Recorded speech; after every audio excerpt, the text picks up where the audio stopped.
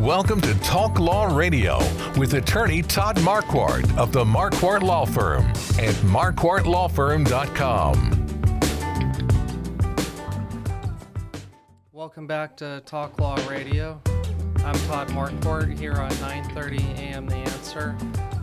Also on podcasts wherever you listen, and you can search for old episodes on www.talklawradio.com. Also, you might be watching on Facebook Live, and next week we'll have this episode on YouTube, so you can find us in lots of different locations. If you have questions about business succession planning, you can call us right now, and Jim might be able to answer a question. Call 210-308-8867. That's 210-308-8867. Jim, we were just briefly introducing you and your business and talking about some of the issues with succession planning. First, I want to ask you about continuity. How would you define that?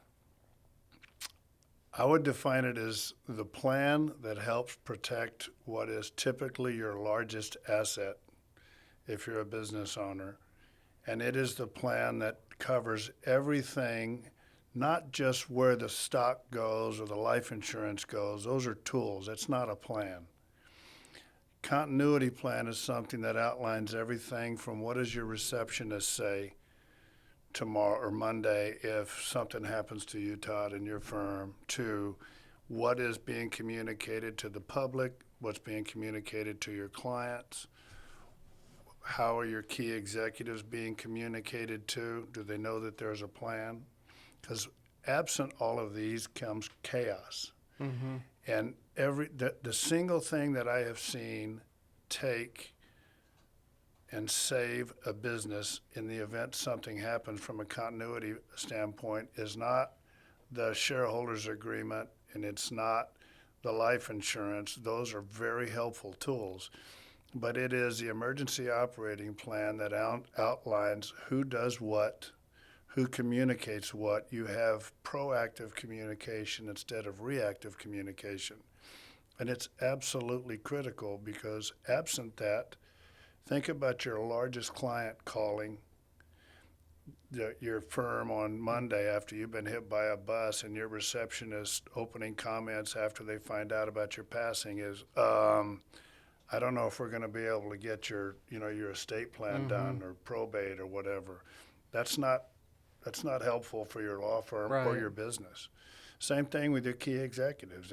If you didn't have a plan in place, your key executives, the first thing that's going to come out is they're going to go, oh my gosh, poor Miss Marquardt, I hope she's okay. The second thing they're going to think about is, do I need to update my resume? Mm-hmm. Do I need to be calling another law firm to get a job? That kills a business. Mm-hmm. Right, when you lose a key executive. Right, and you lose a customer. Right. And I always, when I spoke to your Vistage group, I said, I told you all, I said, can you imagine if your biggest competitor were hit by a bus? I mean, what are some things that you might consider? You lost a big client to them, maybe you go back after them, or you go find that key executive over there that doesn't have any retention plan in place, and you say, Joe, I know you're very concerned. Why don't you come talk to us? Mm-hmm. And those are very expensive missed planning opportunities. Yeah, and any one of us, even though we're young and healthy sitting here today, could have an accident on 281, 35, 1604, 410, I-10. They're all dangerous. Every one of them. 37. Yeah. So continuity planning would be if there was a disability or a sudden illness, if there's cancer or stroke or heart attack. And so your business helps write the playbook for that. Right, because it takes speculation out of the equation. Mm-hmm. I mean, typically somebody gets hit by a bus, and 4 years ago they had told Matt, my key employee Matt, we're in Las Vegas at a convention, Matt, if something happens to me, You get the, you're running the business, you're running the show, and then 3 years ago, Carly, I said, Carly, if something happens to me, you run the show. Something happens to me now, they're both meeting at the water cooler going, right. I'm in charge. No, he told me I'm in charge. Yeah. And it's speculation. Kills businesses. Okay. So that's continuity planning. You mentioned executive retention. What are some key points there that you can help with proactively? Well, it is probably what we're working about 30% on right now. Key executives typically make up 5 to 15% of the full-time employee base of a company. And if it's less than that, you have a bench strength problem. If it's more than that, it's like a good old boys and girls club. But these are the people that make the difference and lay it on the line in there for you to drive your business, whatever your business is. And if they're not aligned with your growth and desire, then I would argue they're not going to be able to pull their weight and be the key executive that you need. So I want to make sure if you've ever lost a key executive, it's expensive. If you just think about if you lose a key executive because they don't know what their future holds in the company, there's 3 things that studies have shown key executives want. One is they want to feel like they can impact the business. If it's a small business, it's a significant impact. If it's ExxonMobil, it's not as big an impact. But they also feel like, with everything I'm committing to the business, I'd like a perk above the rank and file. Notice I didn't say stock and I didn't say a house in Port Aransas or a ranch or whatever, but they would like a perk above the rank and file. And the third thing is when the Brinks truck backs up to your business, i.e. you're selling it either internally or externally, they all think it's coming in a couple of years because you haven't told them anything. Is there going to be anything in the back of that for them? Mm-hmm.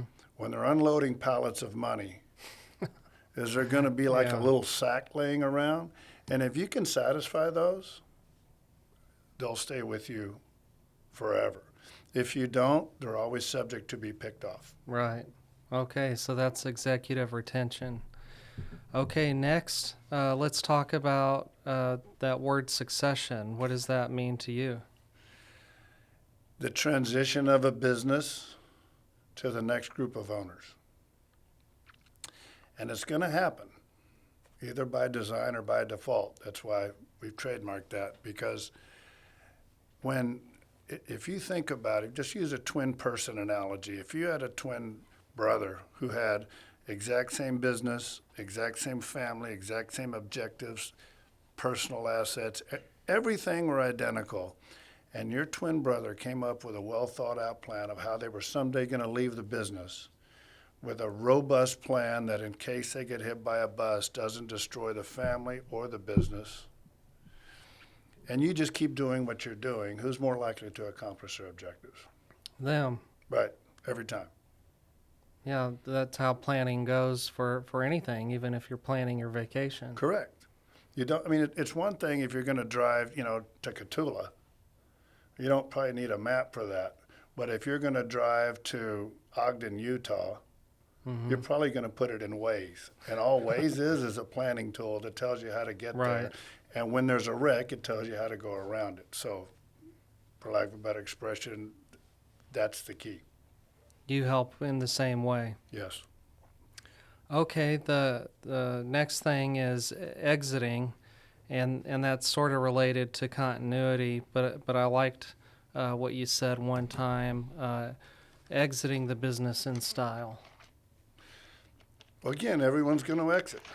Is it going to be on your terms or it's going to be someone else's? If somebody comes to you and says, Todd, I want to offer you X for your business, how do you know if X is a fair value? And B, how do you know if it's enough?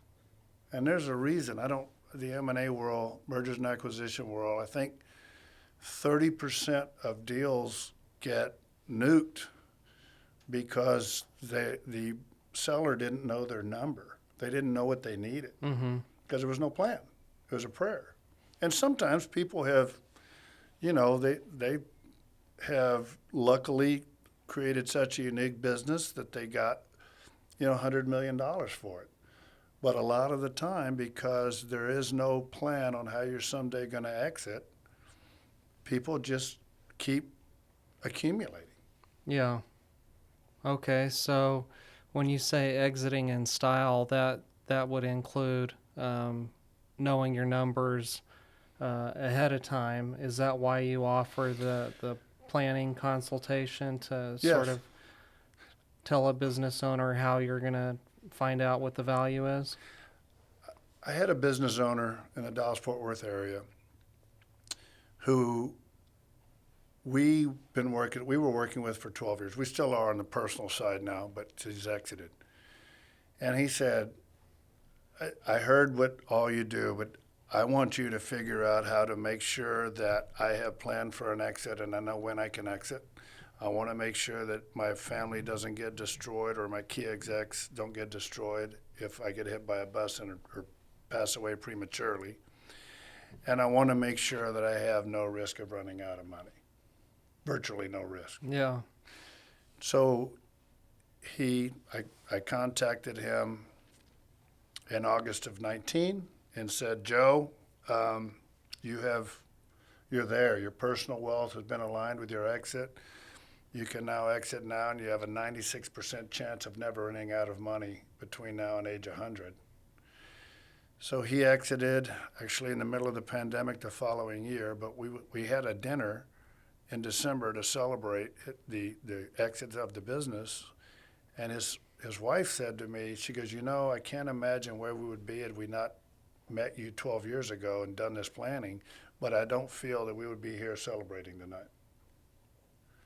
I can't tell you how important it is to have a plan in place and monitor it, because your plan is fluid. If you don't think about it and you're listening out there, what has changed in your business or your personal life in the last 5 or 6 years? And if you say nothing, I don't think you're paying attention. Yeah. We've had 2 tax law changes since then. Yeah, that's good to talk about. The 2.0 Secure Act. That's something that just came about recently. I heard you talk about 4 ways to leave your business one time. What are the 4 ways?